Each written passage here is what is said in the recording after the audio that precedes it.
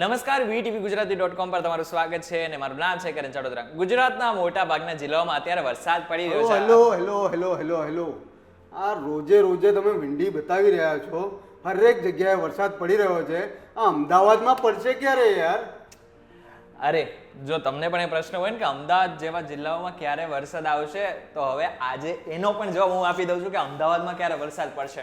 તમે જોઈ શકો છો અત્યારે મોટા ભાગના જેટલા પણ ભારતના જેટલા પણ રાજ્યો છે ને ત્યાં થોડો વરસાદ તમને દેખાતો હશે.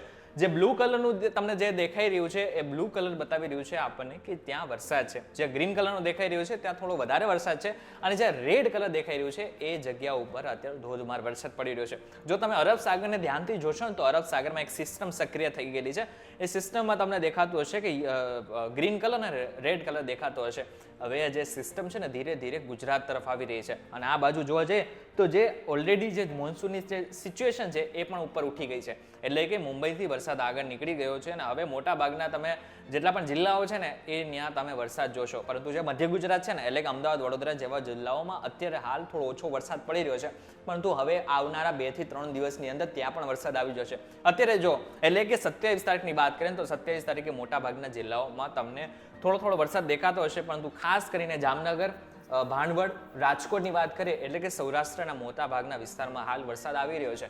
ઉપર બાજુ ઉત્તર ગુજરાતમાં જે કેટલાય સમયથી રાહ જોઈને બેઠું હતું કે વરસાદ ક્યારે આવશે, એ ઉત્તર ગુજરાતમાં પણ હાલ વરસાદની સ્થિતિ થતી દેખાઈ રહી છે. એટલે કે પાલનપુર છે, ખેડબ્રહ્મા છે, મહેસાણા છે, હિંમતનગર છે, આબુ છે, અંબાજી છે, આ બધા જ વિસ્તારોમાં આજના દિવસ અને આવતીકાલના દિવસ દરમિયાન ધોધમાર વરસાદ પડી શકે છે.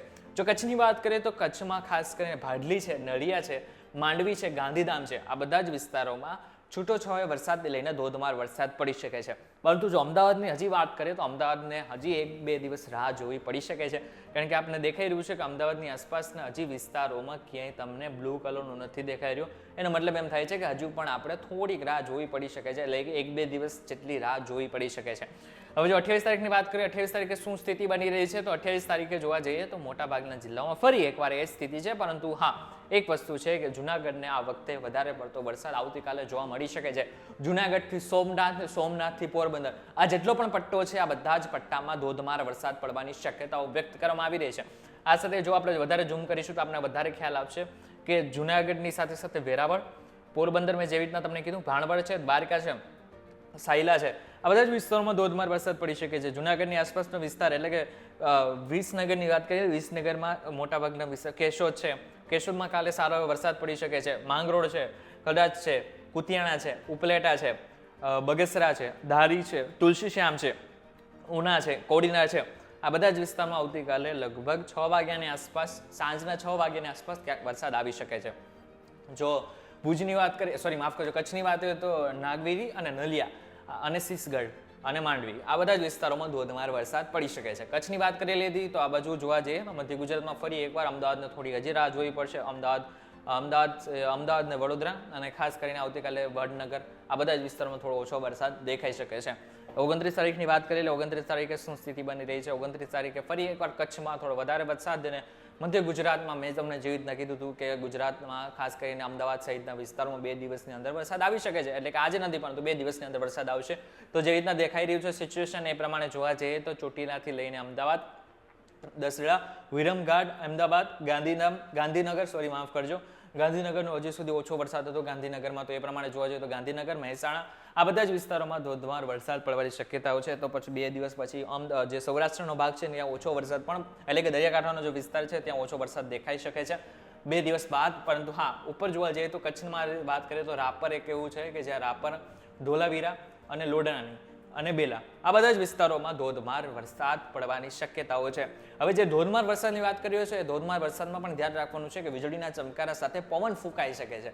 હમણાં આપણે જોયું છે કે અમદાવાદમાં જ્યારે લાસ્ટ ટાઈમ જ્યારે વરસાદ આવ્યો હતો ત્યારે પવન ફૂંકાણો હતો. એવી જ રીતના આ વખતે મોટાભાગના જિલ્લાઓમાં પવન ફૂંકાઈ શકે છે. હવે આપણે વાત કરી લઈએ આઈએમડી ગુજરાત દ્વારા આપણને કયા કયા વિસ્તારોમાં કેટલો વરસાદ પડવાની શક્યતાઓ વ્યક્ત કરવામાં આવી રહી છે. આજે વાત કરીએ 27 તારીખની તો 27 તારીખે મોટાભાગના જિલ્લાઓ આમ તો વરસાદ છે.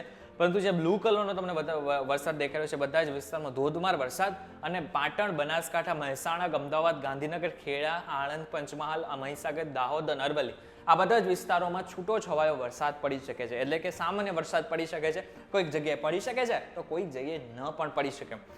આપણે આના પછીનો દિવસ એટલે કે 28 તારીખની વાત કરીએ તો ફરી એકવાર સેમ સિચ્યુએશન છે. અમદાવાદ, આણંદ, ખેડા, ગાંધીનગર, પાટણ, બનાસકાંઠા, મહેસાણા, સાબરકાંઠા, અરવલ્લી, મહીસાગર, પંચમહાલ, દાહોદ, અમદાવાદ ફરી એકવાર એ સ્થિતિ કે આ બધા જ વિસ્તારોમાં છૂટો છવાયો વરસાદ પડશે, જેવી રીતના મેં તમને કીધું હતું. 29 તારીખની વાત કરીએ, 29 તારીખે શું સિચ્યુએશન છે? 29 તારીખની વાત કરીએ તો મોટા ભાગના જિલ્લાઓમાં સામાન્ય વરસાદ પડશે. એટલે કે સામાન્ય વરસાદની વાત કરીએ તો અમદાવાદમાં પણ સામાન્ય વરસાદની સાથે સાથે મોટા ભાગના જિલ્લાઓમાં ગાજવીજ સાથે સામાન્ય વરસાદ પડી શકે છે. આના પછી 29 તારીખનું જોઈ લઈએ. 30 તારીખે શું સિચ્યુએશન છે? 30 તારીખે મેં તમને જેવી રીતના કીધું કે 2 દિવસ બાદ અમદાવાદ જેવા સિચ્યુએશન, અમદાવાદ, ગાંધીનગર, પાટણ, બનાસકાંઠા, સાબરકાંઠા, મહેસાણા, અરવલ્લી, મહીસાગર, દાહોદ, પંચમહાલ, ખેડા, આણંદ, વડોદરા, છોટાઉદેપુર, નર્મદા, ભરૂચ, સુરત, તાપી, ડાંગ, નવસારી, વલસાડ, દમણ અને દાદરા હવેલી એટલે કે દક્ષિણ ગુજરાતથી લઈને ઉત્તર ગુજરાત સીધો પટ્ટો તમને જેટલો દેખાઈ રહ્યો છે એ સીધા પટ્ટામાં ધોધમાર વરસાદ પડવાની શક્યતાઓ 30 તારીખના રોજ દેખાઈ રહી છે. એટલે કે જે લોકો આમ જોવા જઈએ તો ઉત્તર ગુજરાતમાં ઓછો વરસાદ થઈ રહ્યો હતો એ ઉત્તર ગુજરાતમાં પણ હવે શક્યતાઓ વ્યક્ત કરવામાં આવી રહી છે કે આ જે 30 તારીખ છે 30/6 એટલે કે 30/6ના રોજ આ બધા જ વિસ્તારોમાં ધોધમાર વરસાદ પડી શકે છે. હજી આપણે જોઈ લઈએ કે અત્યારની જે સિચ્યુએશન છે કેવી છે. આઈએમડી દ્વારા આપણને જે માહિતી આપવામાં આવેલી છે અત્યારે તો આપણે જોઈએ, થોડુંક ઝૂમ કરી નાખશું તો આપણે ખબર પડશે કે જે વ્હાઇટ પટ્ટા તમને ધબ્બા દેખાઈ રહ્યા છે ને બધા જ અત્યારે હાલ વરસાદની સ્થિતિ દેખાડી છે. અને હાલની જે સ્થિતિ છે એ કંઈક આવી છે કે અમદાવાદ, મધ્ય ગુજરાતને છોડીને સૌરાષ્ટ્ર, કચ્છ અને દક્ષિણ ગુજરાત અને ઉત્તર ગુજરાત બધી જગ્યાએ અત્યારે વધારે પડતો વરસાદ આવવાની શક્યતાઓ વ્યક્ત કરવામાં આવી રહી છે. ફરી એકવાર આપણે વિંડીના માધ્યમથી જોઈ લઈએ કે વિંડીના માધ્યમથી કે શું સિચ્યુએશન છે. હવે થોડું નાનું કરી લઈએ, આપણે આખા ભારત દેશની આપણે પણ વાત કરી લઈએ કે આપણા ભારત દેશની શું સ્થિતિ છે. હવે જે લોકોને નથી ખબર એ લોકોને ફરી એકવાર કહી દઉં કે 2 સ્થિતિ બનતી હોય છે, 2 એવી સર્ક્યુલેશન સ્થિતિ બનતી હોય છે કે જ્યાં એક બંગાળની ખાડી છે તો બીજી બાજુ અરબ સાગર છે. જ્યારે બંગાળની ખાડીમાંથી વરસાદના પવનો ફૂંકાતા હોય છે ત્યારે જે આપણા પૂર્વ ભાગો છે એ પૂર્વ ભાગોમાં વરસાદ આવતો હોય છે, પરંતુ એ પૂર્વ ભાગોને પણ આગળ વધીને આપણા ગુજરાતને અસર કરતા હોય છે ઘણી બધી વખત. પરંતુ અરબ સાગરના જેટલા પણ પવનો છે એ આપણા સીધા ગુજરાતને અસર કરતા હોય છે. હવે જે સિચ્યુએશન છે એ પ્રકારની છે કે હાલ જે સિચ્યુએશન છે એ ચોમાસા માટે સારી ગણાઈ રહી છે. મોટાભાગના ખેડૂતો માટે આ વખતે સારા સમાચાર એ છે કે આ વખતે જે ચોમાસું છે 101%થી લઈને 108% સુધીનું રહેવાનું છે. જો ગુજરાતની વાત કરીએ તો 100%ની આસપાસ આ વખતે ચોમાસું રહે તેવી શક્યતાઓ છે. બની શકે કે ક્યાંક કંઈક વરસાદ જે છે એ થોડો મોડો આવે, પરંતુ હા એક વસ્તુ પાકી છે કે આ વખતે જે ચોમાસું છે એ ઘણું સારું જવાનું છે. આ વિડીયો થકી તમને એટલી તો ખબર પડી ગઈ છે કે આ વર્ષે અને આ વખતે અને થોડાક દિવસોમાં આ જે ચોમાસું છે ક્યાં પહોંચ્યું છે, કેવી રીતના અસર કરવાનું છે અને કયા કયા વિસ્તારોમાં ક્યારે વરસાદ આવશે. ખાસ કરીને અમદાવાદ ગાંધીનગરની વાત કરીએ તો અમદાવાદ ગાંધીનગરમાં પણ ક્યારે વરસાદ આવશે તેની પણ માહિતી આપણે મેળવી. હવે તમારે એટલે જ એક કામ કરવાનું છે કે તમારા જે વિડીયો છે ને મેક્સિમમ લોકો સુધી શેર કરવાનો છે જેથી એમને પણ વરસાદ વિશેની માહિતી મળે. વિડીયો તમને કેવો લાગ્યો કમેન્ટ કરીને ચોક્કસથી કહેજો. વિડીયો પસંદ આવે તો વિડીયોને લાઈક અને શેર જરૂરથી કરજો. તો આવા જ ઇન્ફોર્મેટિવ વિડીયોઝ માટે VTVGujarati.com સાથે જોડાઈ રહેજો. અને એક મહત્વની વાત, અમારી એક એપ્લિકેશન પણ છે કે જેનું નામ છે VTVGujarati.com, જેમાં અમે તાજેતરના બધા જ અપડેટ આપતા રહેતા હોય છે. તો એના માટે તમારે એક જ કામ કરવાનું છે, લિંક મેં ડિસ્ક્રિપ્શનમાં આપેલી છે, તેથી તમે ડાયરેક્ટ અમારી એપ્લિકેશનને ઇન્સ્ટોલ કરી શકશો. ફરી મળીશું એક નવા વિડીયો સાથે, નવા કોન્સેપ્ટ સાથે. ત્યાં સુધી મને રજા આપો. નમસ્કાર.